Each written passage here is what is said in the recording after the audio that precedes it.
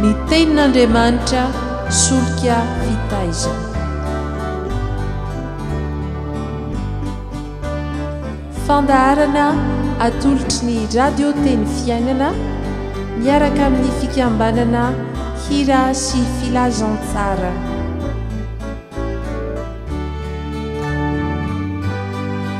Fitarian-kevitra ho amin'ny fandiniana ny soratra masina isan'andro. Fa tsy menatra ny filazantsara ao fa herin'Andriamanitra ho famonjena izay rehetra mino izany. Ny tenin'Andriamanitra solika fitaizana.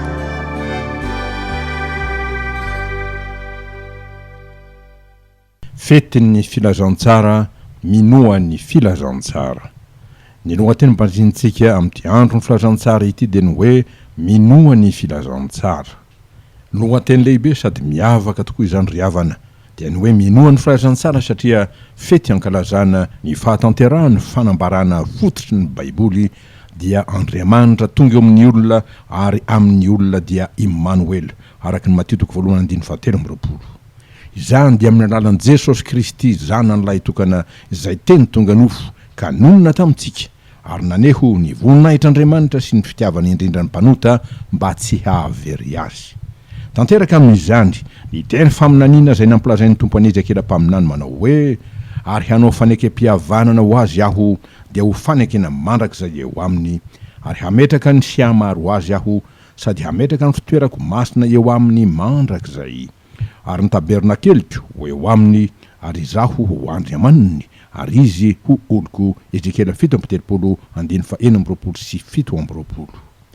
Koa ny filazantsara dia ny fandraisana amin'ny fahafenona ary amin'ny fomba tsy mitsahatra ny fahasoavan'Andriamanitra dia araka ny voasoratra hoe tamin'ny fahafenony no nandraisantsika rehetra dia fahasoavana anampy fahasoavana jaona 1:40.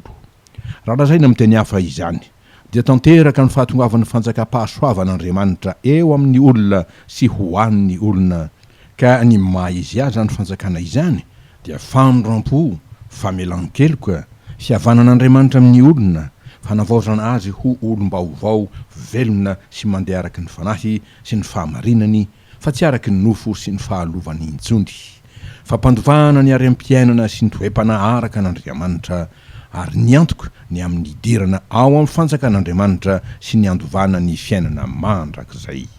Zava-dehibe indrindra tokoa izany. Raha ny fintinina dia tanteraka amin'izany araka ny nampilazaina ny mpaminany manao hoe amin'ny anaran'ny tompo rehefa manolotra fanantim-panonerana izy manondro an'i Jesosy zany na koa rehefa ataonao fanantim-panonerana ny ainy dia hita taranaka izy sady ho maro andro ary ny sitrapon'i Jehova dia ambinina eo an-tanany. Isaia 3:10. Hoy Paoly apôstôly milaza ity asa fananganan'Andriamanitra ny olona ho azy ity. Ary zay nitendreny ho izy no nantsony koa ary zay nantsony no ny hamarininy koa ary zay no hamarininy no nomeny voninahitra koa. Romanina 9:3. Io no mahatanteraka araka ny fanambarana zay nataon'ny apôstôly Petera manao hoe amin'ny anaran'ny tompo fa ianareo kosa dia taranaka voafidy fanjakam-pisorona firenena masina olona nanain'Andriamanitra ho an'ny tenany mba hilazanareo ny hatsara n'ilay niantso anareo hiala tamin'ny maizina ho amin'ny fahazavany mahagaga dia ianareo zay tsy firenena akory fahiny fa ankehitriny efa olon'Andriamanitra zay tsy namindrana fo fa ankehitriny efa namindrana fo. Petera 2:7 manondro ny Osea 2:5. Ny famindrampon'Andriamanitra ho an'ny olony dia ny fanokoafany ho azy ny varavarankelin'ny lanitra igorodanany fahasoavany araka ny voasoratra hoe ho voan'i Jehova ho anao ny lanitra tranony fitehirizan-tsoa andatsahany ranonorana amin'ny taninao amin'ny fotoany. Deutéronome 20:12 zany hoe andatsahany zany tsy ho tapaka mihitsy. Koa tanteraka tokoa izany tendrin'Andriamanitra izany satria izy dia tsy niaro ny zanany lahy fa natolony hamonjy antsika rehetra izy hoy Paoly koa dia nomeny antsika miaraka amin'ny maimaim-pona koa ny zavatra rehetra. Romanina 5:2. Fa ny hoe filazantsara dia Jesosy Kristy ho antsika, Jesosy Kristy ho antsika, dia ilay mofon'Andriamanitra midina avy any an-danitra ka manome fiainana ho an'izao tontolo izao. Jaonina 4:30. Ka amin'izany ny teny fikasana zay omeny dia tsy eny sy tsia fa eny ihany, ary eny avokoa araka ny Korintena 2:7. Izany no asan'ny filazantsara dia ny fananganana ny olona mpanota amin'ny hery sy ny vonona etr'Andriamanitra dia sapana votana feno sy tanteraka ary mitoetra mandrakizay. Koa dia mendrika indrindra ny fankalazantsika azy hoe fetin'ny filazantsara.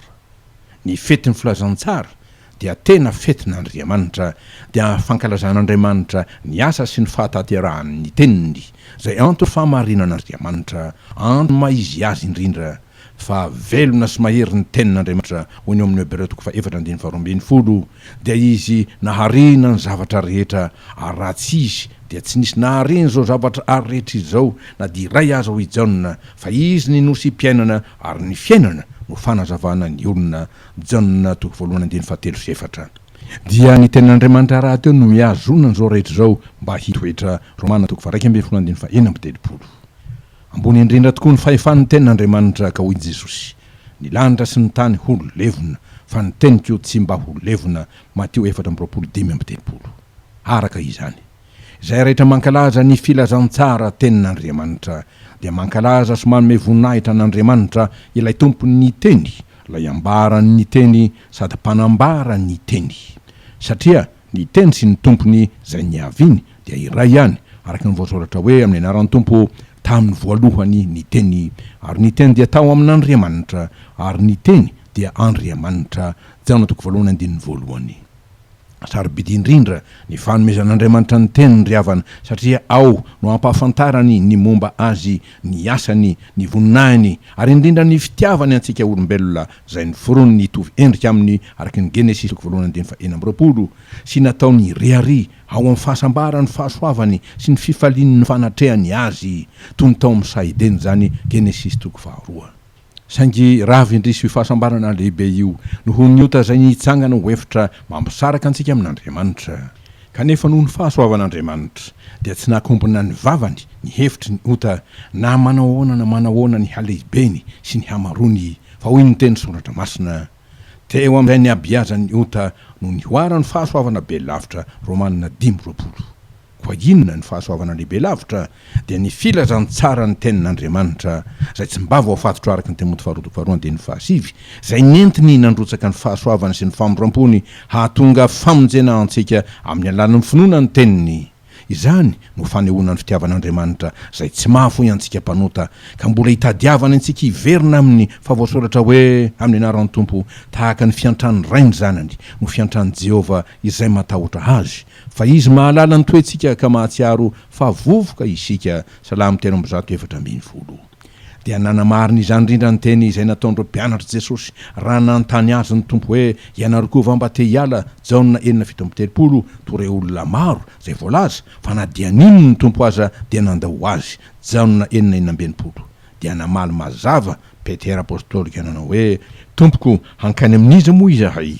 Ianao no manana ny teny fiainana mandrakizay, ary zay mino ka mahalala fa hianao no ilay masin'Andriamanitra. Jaonina 5:20 Izany hoe ilay Mesy voafidin'Andriamanitra mba hanambara ny fitiavany mamonjy ny olona mpanota, fa dia ny lohabava tokoa Jesosy raha avy namangy anjaka io sy mpamory rehetra teo amin'ny Israely izy, ka nanao hoe fa efa tonga ny zanak'olona hitatsy hamonjy ny very. Jaonina 7:20. Fomba ahoana no hahatanterahany famonjen'Andriamanitra izay entiny Jesosy dia mbola amin'ny alalan'ny teniny indrindra ihany, ary izay ny filazantsara. Raha hoy izy nanao hoe lazaiko aminareo marina dia marina tokoa, izay mandray ny teniko ka mindro izay naneraka ahy no manana fiainana mandrakizay ka tsy hoe lohina na ho tsaraina, fa tafafindra ny ata amin'ny fahafatesana ho amin'ny fiainana izy. Lazaiko aminareo marina dia marina tokoa, avy ny andro na ny ora ary tonga ankehitriny zay niandrenesany maty ny feony zanak'Andriamanitra, ary zay mandray dia ho velona. Jaonina 10:4. Fa zava-dehibe telo no takin'ny tompo mikasika ny teniny mba hahatonga famonjena ho antsika, dia ny fiainona ny teniny, ny finoana ny teniny, ary ny fankatoavana ny teniny. ny fiainonany tenin'Andriamanitra fotom-panonorenana indrindra ny riavana fa ny apôstôly Paoly raha nampianatra ny mpino Roma dia nanao hoe fa zay rehetra miantso ny anaran'ny tompo no vonjena tsy ho ela telo dimby. Ataony ahoana ary ny fiantso zay tsy nony ary ataony ahoana ny fino zay olona tsy reny. Romanina 10:14-14b. Teny manondro indrindra an Jesosy zay miteny amintsika izany. Dia hoy Jesosy, koa tandremo ny fiainonareo fa izay manana dia homena ary zay tsy manana kosa na dia zay ataony ho ananany aza dia halaina amin'ny liko 8:20. Fa ho an'izay tia miaino ny tenin'Andriamanitra dia nanome ohatra mazava ny tompo raha nyvahiny tao amin'ny Marta sy Maria nambavon'ny Lazarosy zay sakaizany ka nananatra ny Marta nanao hoe Marta Marta maro ahina sy maro erena ianao nefa zavatra iray loha no ilaina fa Maria no efa nifidy ny anjara tsara zay tsy halaina amin'ny liko 12:20. Ny anjara tsara dia ny mihaino zay lazainy ny tenin'Andriamanitra dia ny filazantsara ny famonjeny. Araka izany dia manafatravatra ny tompo ny amin'ny tokony tandremana ny fiainona ny teniny hoy izy anaka tandremo ny teniko atongolany ny sofinao hiaino ny volazako ho abolana 420. Miano ahy ireo vahoakako ary atongolany amiko ny sofinareo ry oloko fa isy lalàna ivoaka avy amiko ary ny fitsipiko dia ampitoeriko ho fanazavana ny firenena Isaia 1:14. Dia tanteraka izany tamin'ny andron'ny Nehemia zay voatendry ny tompo anangana indray ny vavahadin'i Jerosalema ary dia voalaza fa novakina teo an-kalalahana teo anoloan'ny vavahadin-drano ny lalàna hatramin'ny vao maraina koa ka ambara-pitatao ny andro dia teo anatrehan'ny lehilahy sy ny vehivavy mba amin'izay rehetra efa mahaino ary ny olona rehetra dia nampandrosofina hiaino ny bokin'ny lalàna Nehemia 4:3. Araka izany dia tsy faty antoka sanatria ny mihaino ny tenin'Andriamanitra fa loharaninaina mahavelona indrindra zany. Fa hoy ny mpanao salamo manao hoe amin'ny anaran'ny tompo indre ny hamamy ny teninao raha andramako mihoatra noho ny tantely ato ambavako aza. Salamo 7:10. Voazato etra tamin'ny memy ny teninao ka dia tiny ny mpanomponao. Salamo 7:20-20. Hihira ny teninao ny lelako fa marina ny didinao rehetra. Salamo 7:20-20. Fa velomana sy antoka ho amin'ny fiainana tokoa ny mandray ny tenin'Andriamanitra riavana ka dia mbola miantso ny tompo manao hoe antokilany ny sofinareo ka mankanesa ty amiko mihainoa dia ho velombelona ny fanahinareo ary hanao fanekena mandrakizay aminareo aho dia ny famondram-po mahatoky nampanantenany an'i Davida Isaia 5:13. Ary dia hoy Jesosy fa sambatra ny masonareo fa mahita ary ny sofinareo fa mandre. Mateo 13:20. Fa malahelo kosa ny tompo rehefa hitany fa toy ny manetsy tadiny ny olona malaina sy mandamy hitsy aza ny hiaino ny tenin'Andriamanitra koa dia mampirisika sady mananatra izy manao hoe amin'ny anaran'i Jesosy izay manatsofina hoenty miaino aoka izy hiaino. Mateo 1:5-10. Raha izany ny amin'ny fiainonan'ny tenin'Andriamanitra dia ona kosa hoy ny tompo mikasika ny finoanan'ny tenin'Andriamanitra. Voalaza ny soratra masina fa ny tenin'Andriamanitra no fototra iorenan'ny finoana. Izany dia araka ny fanambaran'ny Paoly apôstôly manao hoe amin'ny anaran'i Jesosy koa ny finoana dia avy amin'ny toroteny ary ny toroteny kosa avy amin'ny teny Kristy. Romanina 7:17. Ny finoana dia avy amin'ny tenin'Andriamanitra zay norenesina tokoa kanefa koa tena latsaka ao am-po mba hatanteraka araka ny tenin'ny tompo manao hoe ataoko ao an-tsainy lalako ary hosoratako ao am-pony. Jeremia 1:13. Mba ho tanteraka amin'izany ny teny mpanao salamo manao hoe atao am-poko no iraketako ny teninao mba tsy anontako aminao. Salamo 7:20-20. Zay azontsika dika amin'ny hoe mba tsy sarahako aminao ka hanaovako zay zavatra tsy sitrakao na zay mifanohitra amin'ny sitraponao. Fa ny tenin'ny tompo dia mahavelona izay mino azy ary dia izany no hitakina amintsika tsy hanao tsirambina ny fandraisana sy fiazonana ny tenin'Andriamanitra. Ahoana hoy ny teny eo amin'ny bolana fa aina ho an'ny mahazo azy izy ary fahasalamana ho an'ny nofony rehetra ho abolana 420. Dia fahasambarana indrindra zany riavana fa tanteraka aminy ny fankasitran'Andriamanitra zay andraisany tsodrano avy aminy araka mboasoratra hoe ny marina amin'ny finoana no ho velona. Romanina 2:7-20 mandray ny Abakoka 2:4. Ary ny fahatelo farany dia ny fankatoavana ny tenin'Andriamanitra satria zava-dehibe ankinany ny aina sy ny fahavelomana ny fiainona sy ny fitandremana ny tenin'Andriamanitra dia mananatra mafy ny Israely olony tompo raha ho izy taminy mihaino ianareo ka mandrenesa ny feko metandrema ka mandrenesa ny teniko. Isaia 8:13. Eny mihaino ny feko ary mankatoava ireny arak'izay rehetra nandidiko anareo dia oloko hoe anareo ary za kosa ho Andriamanitra Jeremia 1:4 dia nanantitra izany Jesosy ka nanao hoe raha ty ianareo dia hitandrina ny teniko Jaona 4:15 zany hoe hankatoa azy. Fa nisy vehivavy anankiray teo amin'ny vahoaka izay niantsoka nanao tamin'i Jesosy hoe sambatra ny kibo izay nitondra anao sy ny nondro izay nononao. Fa izy nanao taminy hoe ento koa kanefa mainka sambatra aza ny mihaino ny tenin'Andriamanitra ka mitandrina izany mankatoa izany. Ny hoe mitandrina tokoa dia ny mankatoa dia ny manao arak'izay lazay ny tenin'Andriamanitra tao. Fa ny atao hoe zanak'Andriamanitra dia zanaky ny fankatoavana ny tenin'Andriamanitra dia izay mandray ho an'ny tenany nianatra izay nataon'ny Jona apôstôly manao hoe amin'ny anaran'ny Tompo anaka aoka tsy ho ty amin'ny tenina amin'ny lela isika fa amin'ny asa sy amin'ny marina. Ray Jaona 3:20.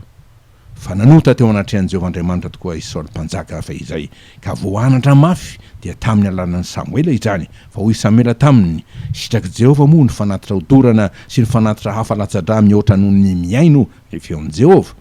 Ny manaraka ny tsara noho ny fanatitra ary ny miaino ny tsara noho ny saboran'ondrolahy. Fa ny miodina dia toy ny heloka amin'ny fankatoavana ary ny ditra dia toy ny manombo sampy sy terafima. Satria nandany tenin'i Jehova hianao dia nolaviny tsy ho mpanjaka kosa. Samuela 1:5-12. Fehintsika ity andro lehibe ny filazantsara ty ry havana. Fety ny filazantsara isika. Fety ny fahasoavan'Andriamanitra izany dia ny fandram-pony ty hamonjy antsika mpanota amin'ny alalan'ny tenin'Andriamanitra ary andray antsika ho mpandova ny fanjakan'ny fahasoavany mandrakizay noho ny avotra izay vitan'i Jesosy ho antsika. Raisitsika amin'ny finoana tokoa izany. Fa Andriamanitra ho soratra masina izay manan-karena amin'ny famondram-po noho ny alehibe ny fitiavana izay nitiavana antsika na dia fonimbola maty ny fahadosoana azy isika dia nahavelona antsika niaraka tamin'i Kristy fahasoavana no namonjena anareo ary niarana tsangana isika ka niarana petrany any an-danitra ao amin'i Kristy Jesosy mba asehony amin'ny andro avy ny habeny niareny fahasoavany amin'ny famoram-panahiny amintsika ao amin'i Kristy Jesosy. Fa fahasoavana no namonjena anareo amin'ny finoana ary tsy avy aminareo izany fa fanomezana avy amin'Andriamanitra. Efesianina 2:4-5. Ry havako malala, raisy Jesosy teny tonga nofo dia filazantsara an'Andriamanitra ho famonjena izay rehetra mino azy. Ho voninahitran'Andriamanitra ao amin'ny anaran'i Jesosy Kristy Tompo sy mpamonjy. Amen.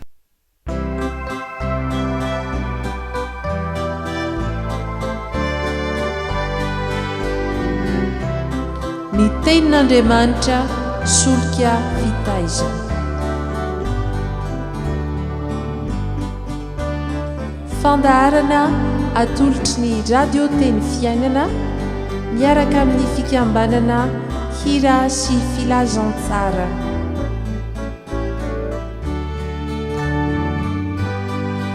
Fitarian-kevitra ho amin'ny fandiniana ny soratra masina isan'andro. Fa tsy menatra ny filazantsara ao fa herin'Andriamanitra ho famonjena izay rehetra mino izany. Ny tenin'Andriamanitra solika fitaiza.